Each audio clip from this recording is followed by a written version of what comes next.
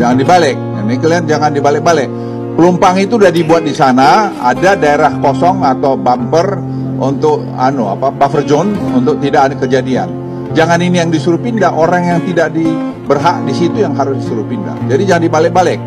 Kita jangan membuat berita-berita benar. Nanti setiap waktu akan begitu.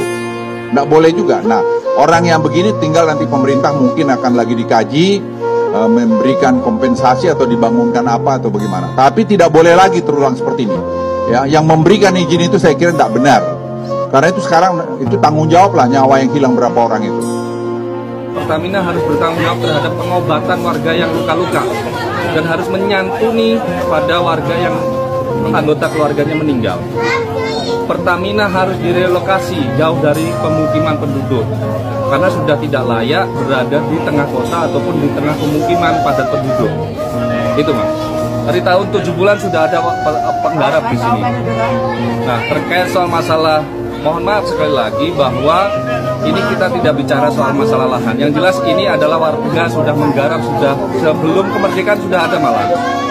Bahkan kami sudah berperkara di Pengadilan Negeri Jakarta Pusat, kemudian di Pengadilan Tinggi dan di tingkatan MA, bahwa Pertamina tidak punya aset di luaran Depo Pelumpang. Sebenarnya yang diberikan kepada Pertamina itu hanya 3,5 hektar. Tapi lambat laun Pertamina merambah dan mengekspansinya sampai 14 hektar hari ini. Dan itu pun bisa dicek di BPN, Badan Pertanahan Nasional, kalau kita bicara masalah soal status lahan. Bahkan di Tanah Merah ini 3 wilayah sudah keluar yang namanya nomor induk bidang di dalam program PTSL. Artinya bahwa di situ tidak ada tulisannya itu tanah Pertamina. Statusnya begitu, Mas, terkait soal masalah sejarah dengan persoalan lahan. Tapi kita bicara hari ini, kita harus menghormati situasi kebatinan warga yang masih tertimpa musibah. Jadi kita fokus hari ini fokus kami adalah bagaimana Pertamina harus bertanggung jawab penuh terhadap korban-korban yang berjatuhan akibat kelalaian warga Pertamina. Gitu, Mas. Kalau melihat sterilisasinya, Pertamina itu sudah luas, Mas. Tembok Pertamina itu luas jaraknya dari depo yang ada, tungku yang ada di Pertamina. Artinya di dalam itu seharusnya ada aliran sungai, tapi tidak ada di sini, di dalam. Artinya itu sebenarnya tanggung jawab Pertamina.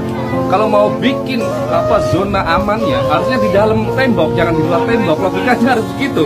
Kenapa di dalam tembok di pinggirnya nggak ada sungai mereka? Kita selama ini Pemuda DKI nggak pernah sosialisasi ke warga terkait soal masalah rencana itu.